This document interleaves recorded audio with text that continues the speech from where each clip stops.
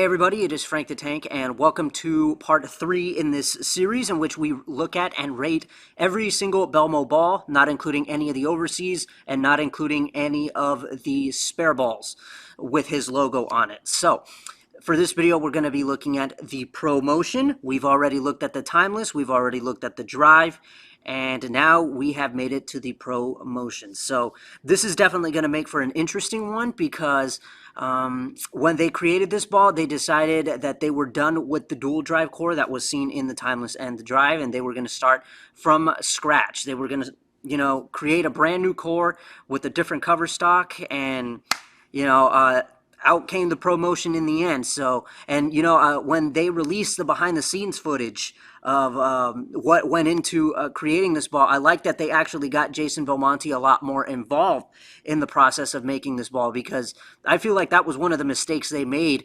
when they started this whole collaboration with him in creating all these bowling balls. Was with the Timeless and the Drive, they basically had already created the ball with the cover and the core, and they were like, here's the ball, go throw it, tell us what you think, tell us what you want to see.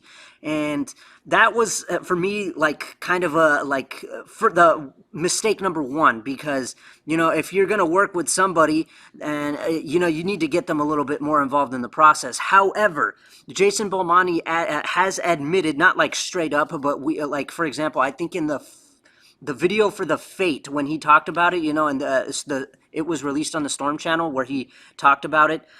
One of the things that I have been really excited about Fate is that through my progress in collaboration balls, I've really learned and discovered so much more about how we make bowling balls, why we make them the way that we do, and how we can design them to fit in our arsenals.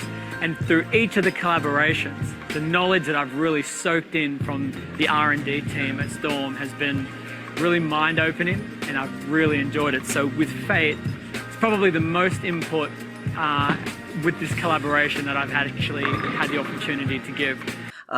He doesn't, like I said, he doesn't say it straight up, but you can hear him say, now that I've understood a lot more about, the process of, what it takes to make a bowling ball, covers and cores and things like that, that's where I realized, oh, okay, he didn't know about this stuff. So even the greatest bowler in the world right now, and pretty much of all time, even he doesn't know a lot of this stuff. I'm pretty sure he doesn't even drill his own bowling balls. So that goes to show you that you don't, I know most of the bowlers that we see out there, they drill their own stuff or whatever, but that goes to show you could still be the best in bowling and still not know this or not know that. So that's kind of cool.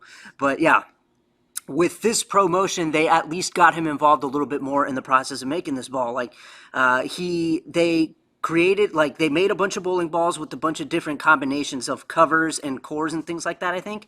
And no, not cores, but I think they used the same core in every ball. They just had different covers on each of them, and then he threw every single one of them alongside Alex Hoskins, and then yeah, they just narrowed down the field, and then eventually he picked one, and that one ended up being that Pro Motion that we all know today, with the spec solid reactive cover stock that has been seen on the Sunstorm, the Crux Prime, and the Gravity Evolve, and of course the piston core that was in there.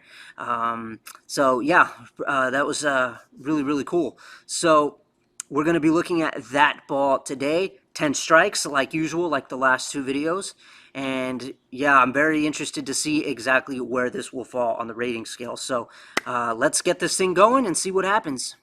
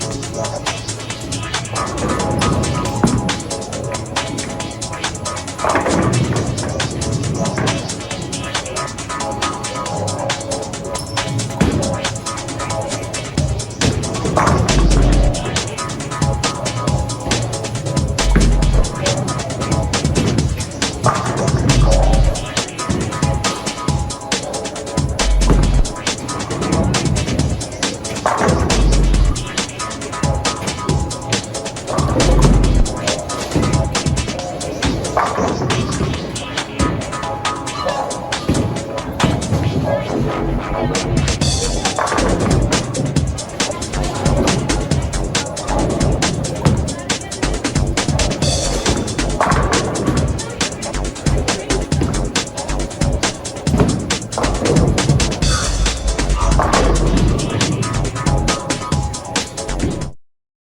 you guys, that was the promotion 10 strikes done and dusted.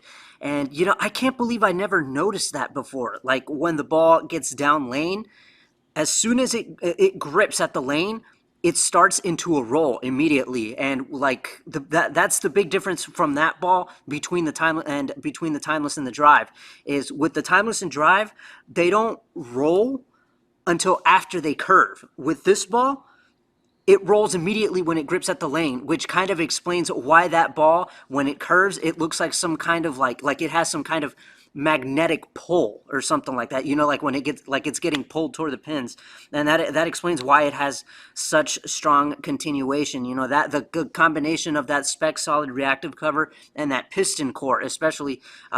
Jason did mention that if you get that core turning end over end, those things, I don't even know what to call them, they're like pulling each other over, which explains why that ball is getting that extra bit of continuation, and you get that extra hit when it hits the pins. So that's really, really crazy. So anyway, now we answer the 10 questions and we see exactly where this thing will go. Okay, you guys, let's get started with these 10 questions and see where this ball is going to end up. So question number 1: does the length and shape match up with me?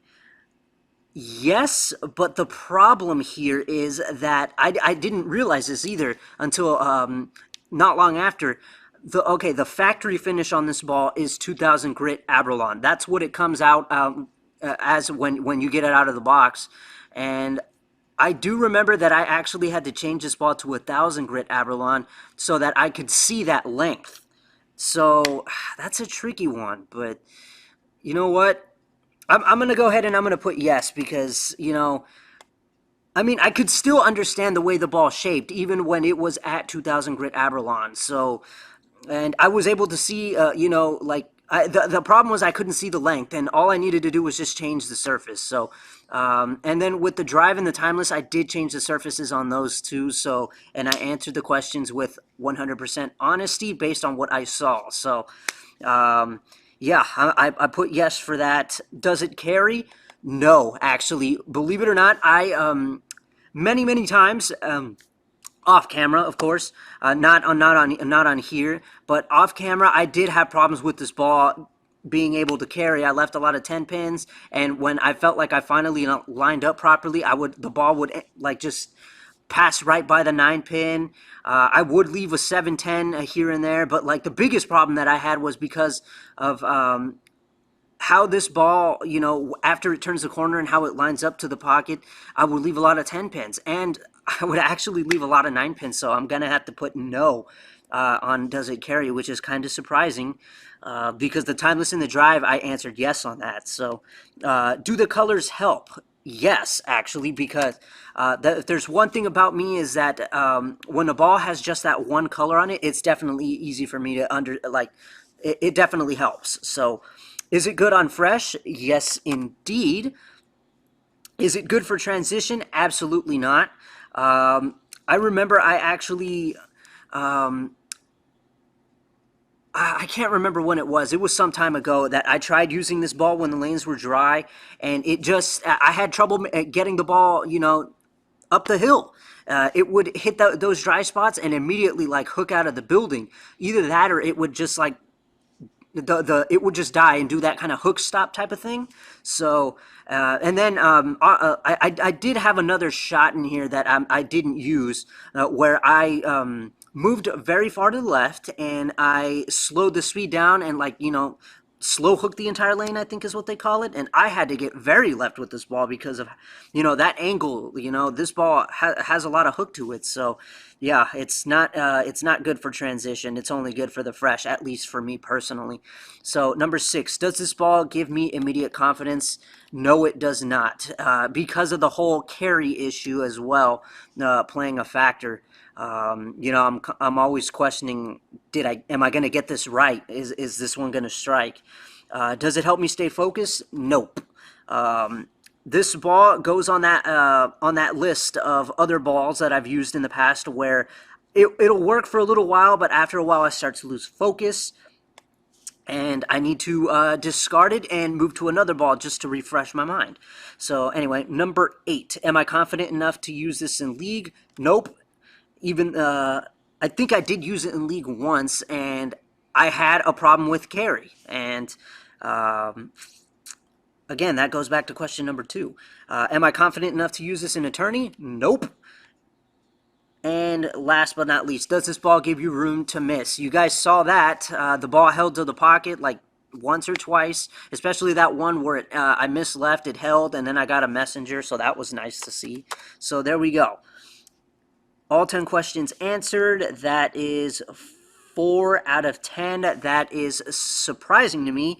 Again, just like with the drive, I had high hopes, but those hopes have been dashed because I only got 4 out of 10. So, yeah, that means 2 out of 5. That's sad. So, oh man, that one goes right there with the timeless.